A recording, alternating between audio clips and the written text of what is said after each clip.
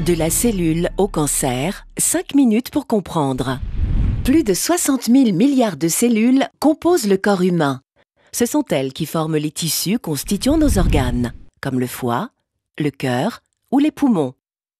Lorsque le corps en a besoin, nos cellules se dédoublent et remplacent les cellules en fin de vie ou défaillantes, ce qui permet à nos tissus de conserver, au fil du temps, leur forme et leurs fonctions respectives.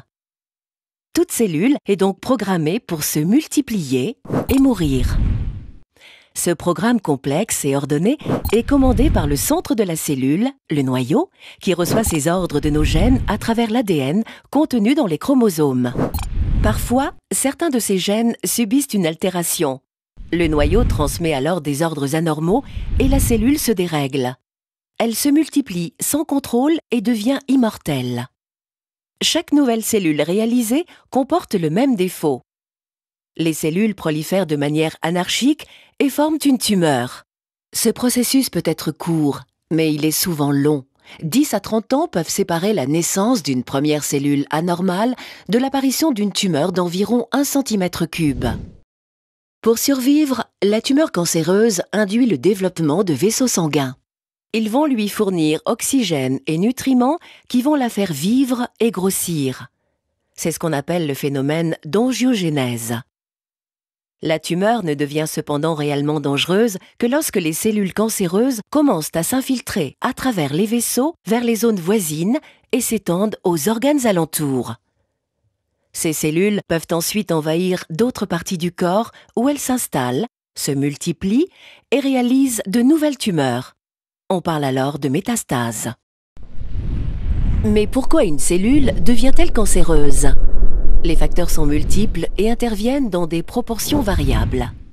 Ont été identifiées des anomalies génétiques héréditaires, l'exposition à certains virus, HIV, hépatite B, C et D, papillomavirus, virus d'Epstein-Barr, ou à des agents toxiques, produits chimiques, rayonnement, soleil, mais aussi à une mauvaise hygiène de vie comme la consommation d'alcool, de tabac, une alimentation trop riche en graisse et pauvre en fruits et légumes.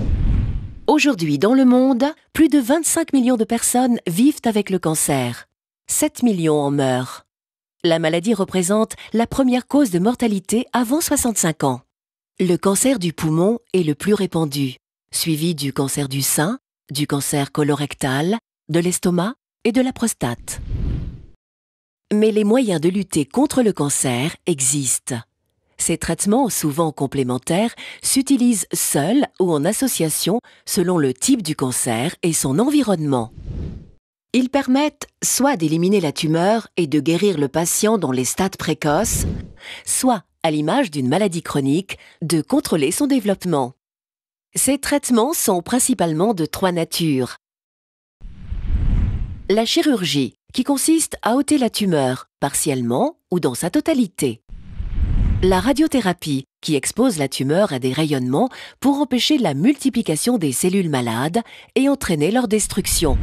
La chimiothérapie, qui consiste en l'administration de substances médicamenteuses pour détruire les cellules cancéreuses ou empêcher leur prolifération, quelle que soit leur localisation. Jusqu'à présent, la chimiothérapie et la radiothérapie agissaient sur les cellules cancéreuses, mais aussi sur certaines cellules saines, ce qui explique leurs effets secondaires. Mais aujourd'hui, la meilleure connaissance des caractéristiques des cellules cancéreuses permet de développer des thérapeutiques qui ciblent plus spécifiquement les mécanismes de développement du cancer. La recherche de Sanofi-Aventis est d'ores et déjà présente dans la plupart de ces axes pour attaquer le cancer sur tous les fronts.